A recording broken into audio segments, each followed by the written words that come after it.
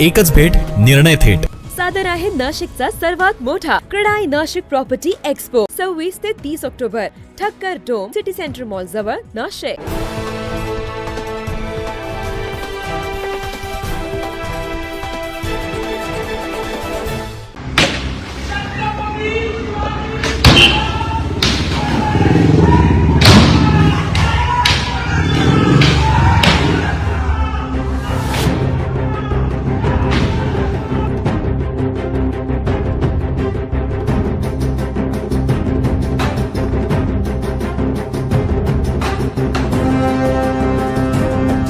वकील गुणरत्न सदावर्ते यांच्या गाडीची तोडफोड झाल्याची घटना घडली आहे। या प्रकरणी 3 जणांना भोईवाडा पोलिसांनी ताब्यात घेतलंय।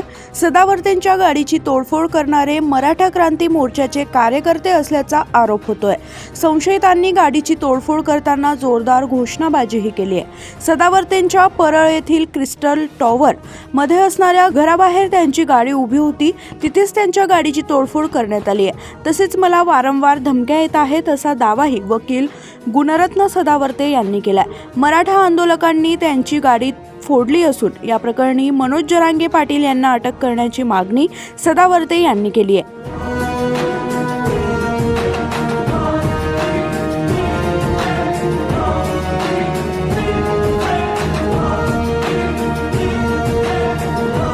सरकारने जरांगे पाटील यांचे लाळ बंद करावे, अन्यथा मीही प्राणांतिक उपोषण करणार असल्याचा इशारा गुणरत्न सदावर्ते यांनी दिलाय।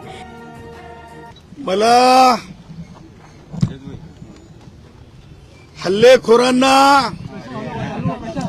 आणि त्या सोबतच आज प्रश्न विचारायचा जरंगेंना, हीच आहे का तुमच्या शांततामय आंदोलनाची व्याख्या? मला सायलेंट केलं जाऊ शकत नाही। मी या भारताचं जे पिल्लर असते 50% जागांचं, त्या खुल्या वर्गासाठी जागा असतात, त्या जागांना वाचवण्यासाठीचा माझा लढाई। या देशाला जातीत जातीत न तोडलं जावं, गुणवत्तेत भर पडावा, ह्यासाठीचा माझा लढाई। माझ्या कष्टाची आणि घामाचे नुकसान तुम्ही केले।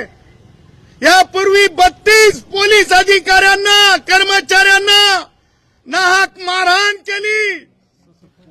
त्या संबंधित पोलीस अधिकाऱ्यांवर कारवाई करण्यात आली कारण नसताना।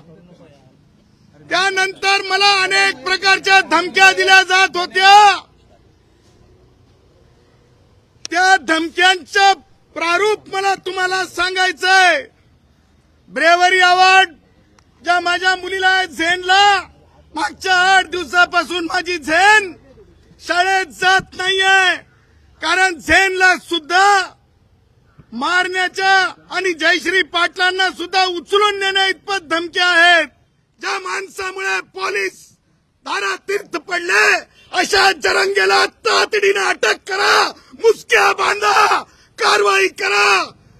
अन्यथा सामान्यातला सामान्य जो गुणवंत आहे खुल्या वर्गातला, तो ब्राह्मण असेल, वाणी असेल, कोमटी असेल, तो इतरातल्या इतरामधला गुणवंत असेल, त्यांच्या मनामध्ये एक गोष्ट वाटेल की अशा प्रकारे जात म्हणून एकत्र आलं तर गुणवत्ता ही तोडमोड केली जाऊ शकते, गुणवंतांच्या जागा तोडमोड केल्या जाऊ शकतात। तसेच सदावर्ते यांच्या मागणीवर मनोज जरांगे यांनी देखील प्रतिक्रिया दिली आहे। गुणरत्न सदावर्ते यांची कोणी गाडी फोडली असेल तर त्याचे समर्थन होणार नाही, तोडफोड करणारे मराठा समाजाचे नसतील, असे मत मराठा आंदोलक मनोज जरांगे पाटील यांनी व्यक्त केले आहे। काय झालंय, कुठं काय झालंय, काय नाही झालं, परंतु माझ्या मराठा समाजाच्या गोरगरिबांच्या पोरांना आरक्षण मिळू नये यासाठी सगळ्याच पक्षाच्या लोकांना खूप काम केलंय। विरोधात खूप आमच्या लेकरं मोठे होऊ नये असं प्रत्येकाला वाटतंय। काय वाईट केलंय आम्ही गोरगरीब मराठ्यांनी माहीत नाही, परंतु जर तुम्ही म्हणताय असं जर कुठं झालं असेल काही प्रकार, हे मला माहीत नाही, पण मराठा समाज त्याचं समर्थन करत नाही। परंतु सरकारनंही गांभीर्याने घेऊन मराठा समाजाकडून वेळ घेतला होता आणि मराठा समाजाचे लेकरं मोठे होऊ नये म्हणून जाणून बुजून आरक्षण दिलं नाही की काय, असा समज आता मराठा समाजात पसरलाय. आमचे कोणीच नाहीत, आमच्या बाजूनं कोणीच नाही. आम्ही सगळ्यांना मोठं केलं मराठा समाजानं, पण आता आमचे लेकरं मोठं करायची वेळ आली तर कोणीच त्यांना आरक्षण द्या नाही. त्यांना वाटतंय हे मराठ्यांचे पोरं मोठे होऊ नये, यांचे भविष्य उद्ध्वस्त व्हावेत, यांचं करिअर उद्ध्वस्त व्हावं हे प्रत्येकजण स्वप्न बघतोय. परंतु मराठा समाज ते स्वप्न पूर्ण होऊ देणार नाही. आता घराघरातल्या मराठ्यांना आता कळालंय की आपला कोणीच नाही. आपल्या लेकरांसाठी, आपल्या लेकरांबाळांसाठी, आपले लेकरं बाळ मोठं करायसाठी आता आपणच लढायचं हे आता प्रत्येक मराठ्यांच्या लक्षात आलंय.